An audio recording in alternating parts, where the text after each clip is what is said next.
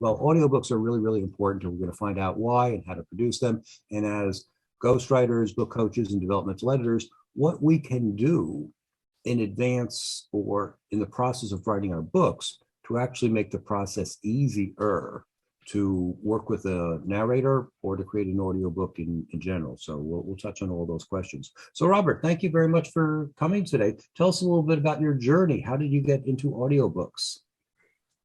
How did I get into audiobooks? That's a good question. I haven't thought of that. I mean, it's like asking you, how did you get into publishing books? It's one of those things where I didn't have one, I needed one, and then I created one, and it was such a process. And then I let maybe 2 or 3 years pass before transforming another one into an audiobook. And then and after a while, after a couple of those false starts or waiting years between doing it, it's become a regular thing. Now I don't even think about it. If I put out one of my own new books, I make it an audiobook without even thinking, just like in the same way how you, Dan, and the rest of you on this call, when you put out one of your own Kindle books, you also make it in paperback form, and you probably don't think twice about it. Whereas years ago, some of us might have said, well, I've gone through all that trouble of putting the digital version out there. Let me take a nap and let me wait 6 months before going and putting it on paperback. And now that things are so fast paced, you just do it. And so me and my wife, now we narrate all the time.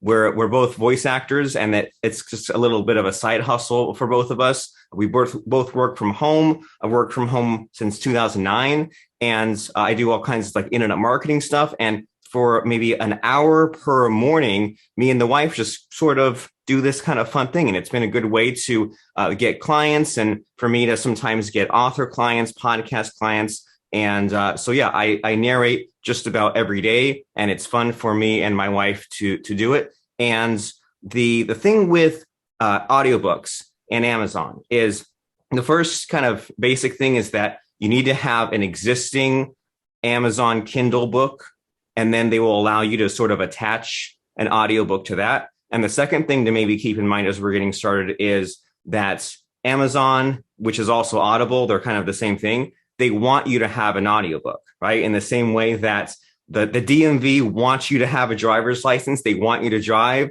There might be some hoops to jump through. And Amazon, in the same way, they want you to have a Kindle book, they want you to have an audiobook. There's just like anything else, a couple of technical hurdles to jump through. Yeah, let's talk about some of those technical hurdles, because I was on another seminar, and I think the guy who was doing the seminar was basically saying this is too hard for a normal human being to do because there's so many crazy settings that Amazon wants you to have, otherwise it does not sound professional. Is this something that anyone can do, or do we need to hire a narrator? Well, technically you could do it, but I think it would make more sense to hire a narrator. Technically, you could restore an old car. Technically, you could put in your own toilet and shower, but it might take you months or years to figure it out. That part is true. There are a lot of little settings, and there are lots of little settings that even I don't know exactly what they all mean exactly. I just know how to get everything tweaked in my software. And so, yeah, basically what Amazon needs from you to have an audiobook is they need like a square graphic, kind of like your book cover.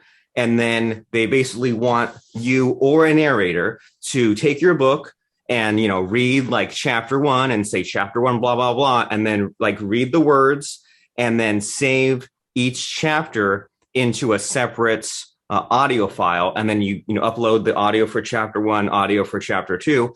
But as far as that piece of recording the words, I use a program called Audacity, but then I run through this, they call it a macro, but I run through this thing and it's like 12 steps. It's like if you've ever seen the movie Office Space, where he's trying to leave work and he's trying to shut down his computer and this thing runs all the way. It's like that. It runs like 12 different thingies and flashes all these crazy things. So that's kind of, I think, the bottleneck. That's if you were trying to do this yourself, that's where you would get stuck, is in all the technical processing, getting it all proper for Amazon. And there's not really a good way to like teach that or show that. It's easier if you just have someone record it and process it for you. Yeah, I took a 2-hour class on how to create audiobooks. And I thought, oh, this would be kind of fun, becoming a voice narrator. I have a pretty nice voice. This could be, a nice little side hustle. So I did an audition and I used Audacity just like you did. It's very easy to use. It's free. And I found it was the most confounding thing because I'd see a sentence, the cow jumped over the moon. I'd say, the cow jumped over the moon, or the cow jumped over the moon. There are 500 different ways to say the cow jumped over the moon. And I was wondering, like, which way is the best way? And it drove me nuts. So I did not pursue that line of work.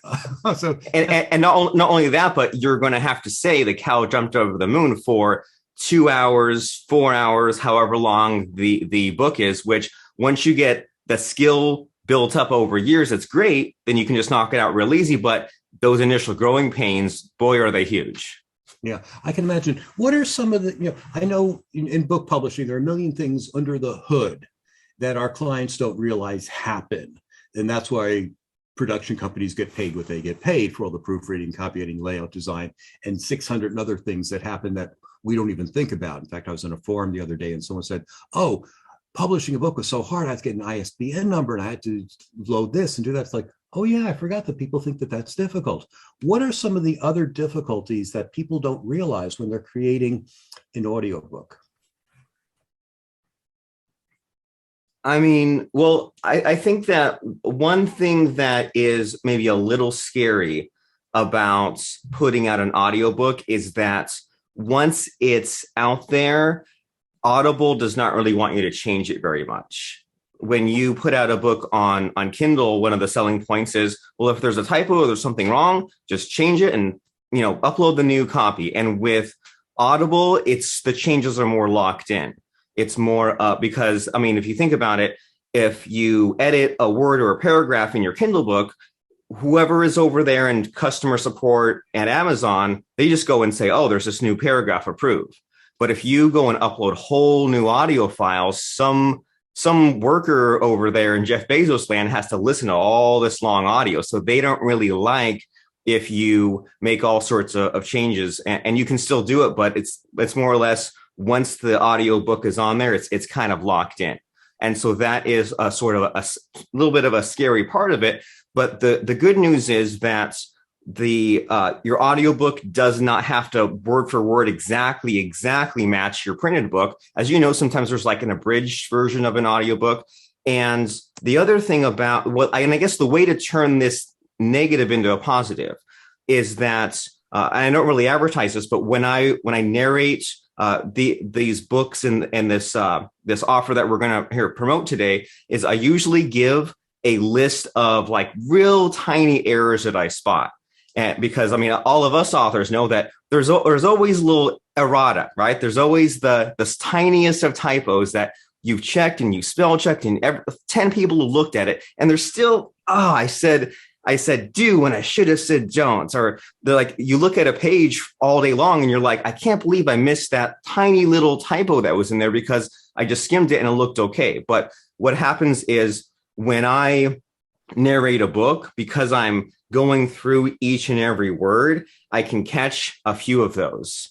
And this isn't a thing like I really like advertise or like guarantee, but if I can get a list of like 10 or 20 little tiny changes, like, grammatical changes, I'll make them as I go. And then I'll give that list to you and say on page 116, do, should have been, don't. And then you can go in and edit, spell check your existing print book as well. Yeah, I'm glad you brought that up because that was actually going to be one of my questions about what is the role of the narrator if they see a mistake? Are they obligated to correct the mistake or do they read it as is? I'll tell you a funny story. I ghost wrote a book with a doctor and I proofread it and I ran it through Pro Writing Aid and Grammarly, and my wife read it and she found a couple of errors, and then my client read it and he found a couple of errors, and his wife read it and she found a couple of errors. And we figured at that point we're pretty good. Then I hired a narrator and she recorded it and she gave me a page, literally a page full of other mistakes that she caught because she was reading it out loud. we laughed about it, but we really was quite embarrassing too, because we realized those mistakes are in the book. But she corrected them when she read them, and then we went back and cleaned up the printed copy. But generally speaking, Robert, when you take on a new client, do you discuss these kinds of things with them? That'll be the first part of the question. But the real question is, how can we, as authors and ghostwriters and book coaches, create a book that is more compatible to be an audiobook? And one particular example is the use of he says and she says after quotation marks. It's one thing to read them in a book. It's another thing when you hear a narrator said, come here, she said. Okay, he said. What do you want? She said. And it just sounds so crazy. What do you advise people to do? And what other tips do you have as we write our books to make them more fun to listen to? Okay, so let me think here. So the first let's see, the first part of that question was, how much am I obligated to change, or how much do I usually change, right? And usually going in, my attitude is I'll read it word for word, right? If you have the kind of book where there's only like one or two tiny mistakes in the whole book, I'll read it word for word. And many times I don't know enough about your area of expertise to know what I even should change. So sometimes I'm thinking like, okay, if that word or that phrase doesn't make 100% sense to me, then I'll read it that way. And if I do find some of these like things where it's like obviously as just a lay person, this word should be changed, then I'll change those little bits here and there. But I won't rephrase, I won't edit, I won't revise, I won't mess with your words. And then so that's kind of my attitude going in, is that I intend to just read your words exactly as they are. And if I find the little errors, I'll fix like the tiniest of errors, but that's as far as I'll go. And one thing that I do with my own books, Dan, since you're all about writing a book in a flash, is I will read like the books that I write or that I edit. I'll read them out loud without recording, just to like catch those little nooks and crannies. But then, so as far as making the audiobooks more like reader friendly, that he said this, she said that, I haven't really noticed that. I don't mind that all that much. Something that comes to mind is that if you say a lot of, like in nonfiction, if you say as you'll read in the next chapters, on the fly, I'll change that to as you'll listen or as you'll hear this. So that is just like one quick thing to make it easier. And then on the off chance that you have, and might be able to tell, I mostly do nonfiction. I prefer nonfiction. That way I don't have to do acting and all that. But with a lot of this nonfiction, sometimes there'll be a chart. And you and I, Dan, were talking about, we have a friend, Tom Pollins, who I was narrating one of his audiobooks a few weeks ago, and he teaches webinars, and maybe 6 different locations in the book he had like a chart, a table. And what we agreed on is, instead of since you can't narrate a table, right, or seeing like a graphic, we agreed on some kind of phrase like, to view the chart from this book, go to this URL. And so that's kind of another turning a weakness into advantage, because what's the point of someone buying your book? You want them to go to your website, get on your list, do all these things anyway.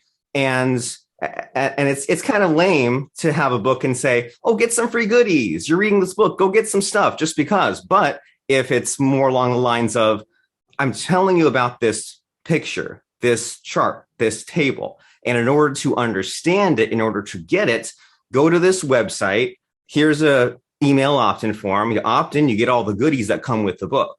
And so those are kind of the only real things that come to mind as far as communicating with your narrator about making sure your book's audiobook friendly is I will on the fly change read to listen. But then think about that as far as if you have some of those supplemental things in the book, or maybe if you said like, well, I don't know if I can have an audiobook because there's this one picture, maybe that's an opportunity for you to build a list. Great idea. In fact, I used to download a lot of audiobooks from master classes. and they would have PDFs attached to those audios. So you'd go to their website, you'd fill out a form, they capture your email address, because of course, if someone buys your book on Amazon or buys your audiobook on Amazon, you don't know who they are. But if you can have little grabbers in there to get them to go back to your website, now you can start building your list. So excellent advice. And don't overthink it. If you have 8 grabbers or goodies in your book, just have one download page with all the goodies in one place and one sign up page. And anytime you have one of these 8 goodies, just say, go to danjanelle.com/gift. So if you have 8 different things, don't think you need to make 8 different download pages and sign up pages. Have one download page with all the stuff and one sign up page to get there. And anytime it comes across, just be like, oh yeah, here's the link I keep mentioning. Go here to get all of it in one place. Very cool. Sort of a follow-up question. Robert, have you ever read a book that was like total dreck? All the time. How do I keep my sanity through the 40 hours or so that I have to take to read this? There's been some difficult stuff, but that's kind of why I like that I narrate and the wife narrates, because sometimes we'll sort of share stories. You know how like if someone cuts you off in traffic and you share your stories about all these crazy drivers on the road, we share our stories about the crazy narrators. And some of these books have been broken English, but luckily they're not all like that. And then some are like kind of unintentionally funny, and it's maybe it's a little difficult or like awkward to talk about it, because it's like, so like there's a book, and I think I've narrated 3 of his audiobooks, and he writes like these kind of business books, but they sort of blend the fiction and the nonfiction, sort of like maybe like a Who Moved My Cheese kind of idea.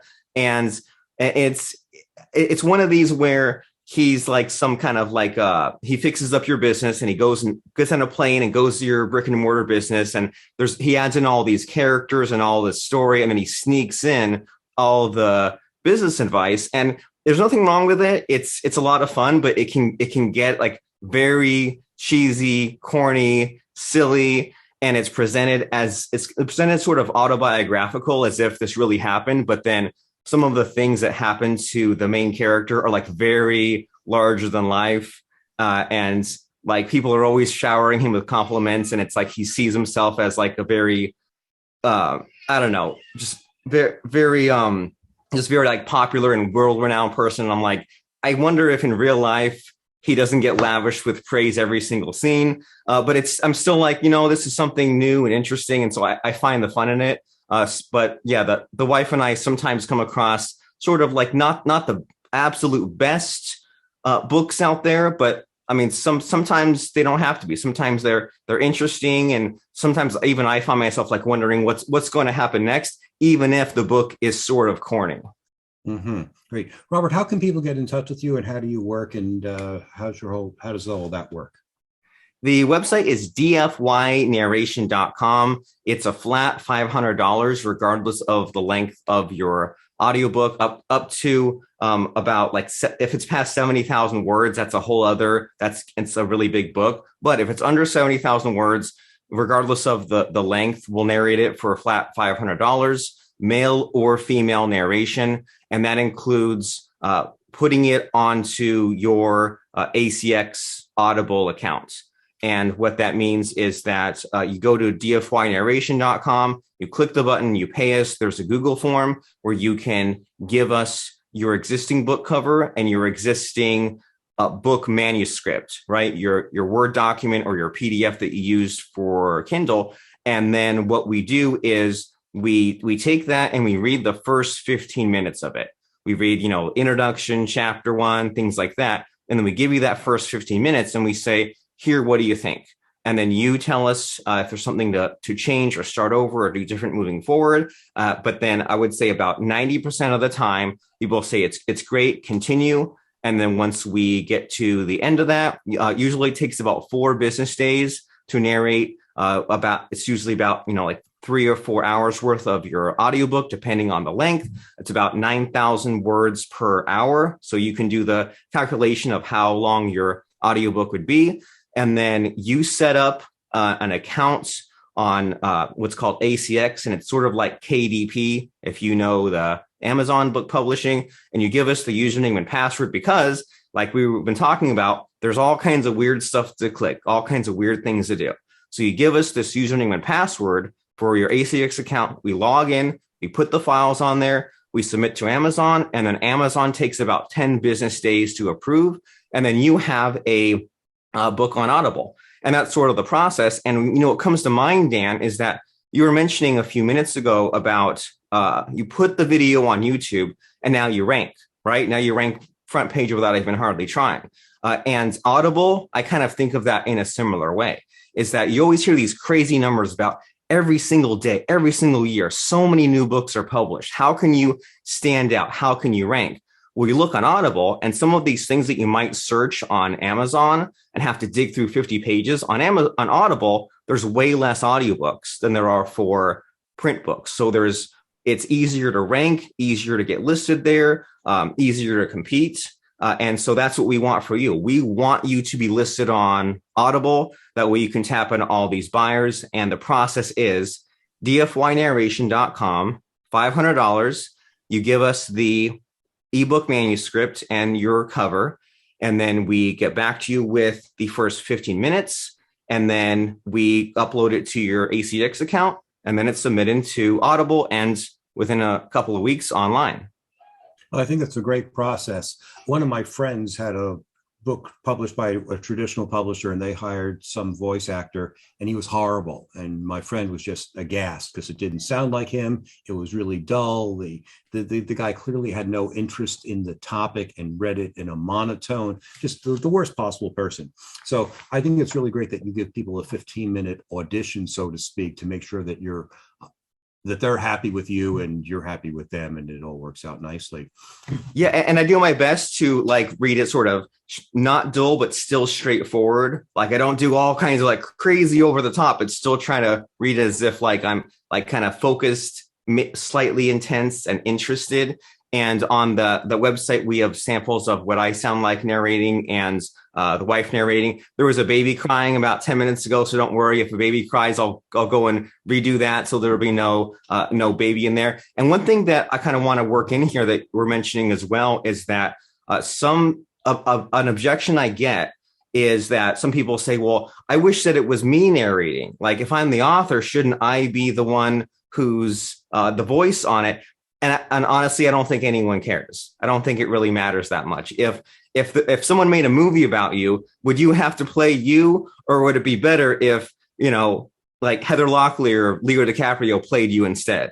And so I think that as long as that if you're male, a male narrates, a female narrates. If you go and look at a lot of the big authors like Stephen King, James Patterson, whoever, there's always a separate narrator doing it. So I think that, and that's why, like you said, the 15 minutes is there so that way we can be on the same page and it's the sound that you want. But don't let this weird objection that it has to be you prevent you from having an audiobook. Good point. Let's talk about the economics of this. How do you set a price for an audiobook? What does Amazon take from that? And any other economics that you can teach us about? So that is every marketplace is different. And with Audible, you don't get to set a price. They set a price for you. Oh. And the way it works is they have, depending on the length, then that is what they price it at. So, and I off the top of my head, I don't know the exact pricing, but up to 90 minutes, it's a certain amount. I think it's $3. Up to 3 hours, it's $7. 5 hours, it's $13. They have these real sort of set tiers, and that's okay, because by the time you get paid, I think you get between maybe $4 to $6 per sale for an audiobook versus Kindle, where sometimes it's pennies. But then, like Kindle, Audible throws in all kinds of weird incentives into the mix to kind of make it better, right? Like how Kindle has the free days. Amazon allows you to give away promo codes, and so what they give you 50 US and 50 UK promo codes. And what you can do is there's like, these like 9 letters and numbers, and you give these out to your friends and say, go to this webpage, and they enter the code and they get your audiobook for free. And that's one of those things where Amazon sees that. They put you higher in the rankings, you get more reviews. So that's one thing that you can do. Another thing that they throw in the mix there is that most people that are Audible members are paying a monthly fee, right? Very rarely does someone just go and say, oh, I want that audiobook, let me pay the money. Usually they're already in this Audible membership and they get these credits that they're looking to spend anyway. So in a way, there's kind of these built-in buyers. And many times when someone goes to buy your book, they're just spending 1 credit on your book. So part of the economics there is that they try to make it fun. They try to make it like, when you go and you use your PayPal account to spend money, it doesn't feel like it's real money, or like use a credit card instead of using cash. So Audible, I think they are going for that, of these having these like built-in buyers. And then they also have this cool feature where if someone joins Audible to listen to your audiobook, they'll give you what's called a $50 bounty.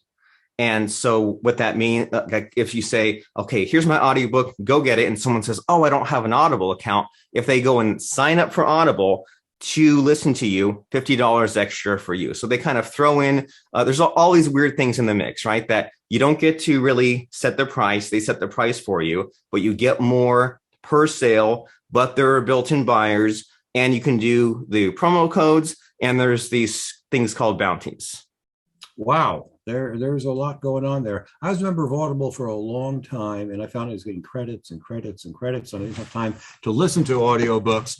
And I kept on storing more and more of these things. And finally, I ended my subscription, and I had to like buy 10 books, and they let you keep them forever. So it was kind of strange, but wonderful. Hey, I'm wondering, would a manual or a procedures book be a good audiobook as well? I'm thinking about say a book about a company may have a book on how to hire their employees, what questions to ask during an interview, what kind of answers to look for, how to respond if they're a good candidate or a bad candidate, a whole procedures manual.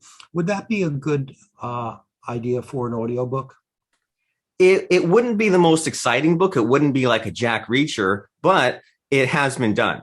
I'm currently narrating a book of affirmations. It's 10 hours long. So if you haven't heard affirmations, it's like, you are beautiful. You love your reflection. And I'm doing 10 hours of that.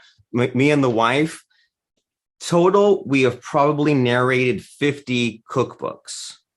And you can imagine like listing the ingredients, listing the first boil of water. And I kept thinking like, who would want this? But I suppose the idea is maybe if someone gets the Kindle book plus the audiobook, or if we reference the URLs in the audiobook and say, you can download the PDF over this URL and follow along, I can definitely see the benefit in that. And it makes you think back to college. Remember in college when you had to study for like a test, or like kind of catch up on all the stuff for the semester, and you just let the things play in the background. So it has been done. These manuals and these long lists of questions, even though it seems silly, even though it seems like it might not be the most exciting thing out there, that it's been done. And if your existing book is selling consistently, then it's just a good idea to tap into this other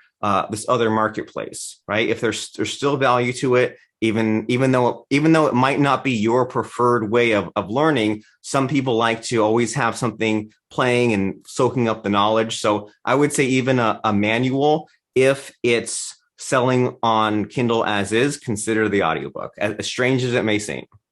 Well, I think some people actually do learn better by listening. And even in a corporate environment, there are people who might say, just listen to this 15-minute recording on how to hire an employee or what to say during a job interview. And then they listen to it and they're okay. I don't know, different modalities, different strokes for different folks. It works. Are there any kinds of genres that you think would not be a good audiobook?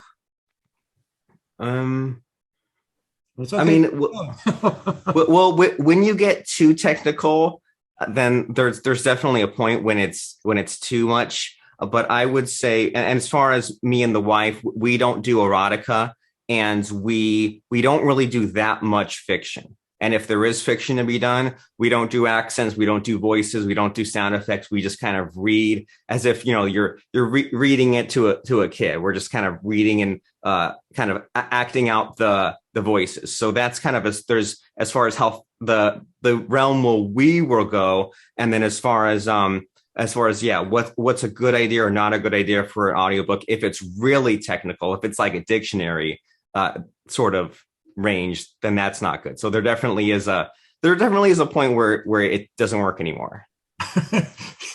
Yeah, I have bought a couple of books that were not quite dictionaries, but they were thesauruses, like emotional words thesaurus or conflict words thesaurus, and they'd have a word like conflict, and they'd have 27 synonyms. I could just imagine reading. Oh yeah, that wouldn't work. Or like books of puzzles, Sudoku books. I mean, just incompatible. Yes, that would make a lot of sense. Are there any questions from our audience? Please raise your hands. Okay, Ken, please go. Yeah, you said $500 for up to 70,000 words. What other costs are there? Or is that the total cost? Total cost. Really? Nothing else after that. You keep all the royalties from the audiobook, just one and done. We keep it simple. I have to say, I thought it was a lot more expensive than that. With other people, it is. With some people, I think they charge, the going rate is $250 per finished hour, they say. So if your book is 400 words, it's $1,000. And a lot of the times they want to get paid a royalty and in addition to that. So then now you're splitting with them. So we just like to keep it simple, flat rate. Well, it's pretty simple. Yeah, very, very reasonable. And frankly, it's not worth my time to read my book for $500. I'd much rather pay you to do that. It makes and at first it took me and the wife weeks, months to figure out how to do one audiobook, but now it's a thing we love to do. It's part of our routine, just like it's like it used to take you hours to tie your shoes. Now it just is done in seconds. So in general, that's what you're after for as an author, right? There are these things that took you years to figure out, and now you can do it or you can explain it in minutes, and now you just like pass it on to others. So that's what the deal is here. We have this skill. We can do it fast. We like to do it on volume, and we want to save you all the trouble of figuring out all the technical nooks and crannies over years. Just get it done really quick so that way it's done. Yeah, I found the same thing with creating YouTube videos. The first 10-minute video I did took about 30 minutes to create, and then it took about an hour to edit. Now the timing is becoming more advantageous to me. It's not quite perfect yet, but the more you do it, the better you get at it. So you do have those economies of scale. Well, the first YouTube I made, I took 25 takes. Like, what? How? And then now we just do it in one take, maybe two. But like if you're on a Zoom call live, and if you can get on the phone and talk to someone live, just do it. But yeah, first 25 takes. Yeah, it seems, when you're on a Zoom call, you're just talking. It's no big deal. When you're thinking, I'm creating a YouTube video, then suddenly, I guess it's the difference between, practicing your sport when everything's like, oh, the shot is easy. I'm running here. I'm hitting a ball there. This is really good. Then you get into a game and suddenly this tension hits and it's like, why can't I hit the ball over the net? What's wrong with me? Now you can't screw up. Exactly. Words of wisdom as we close out.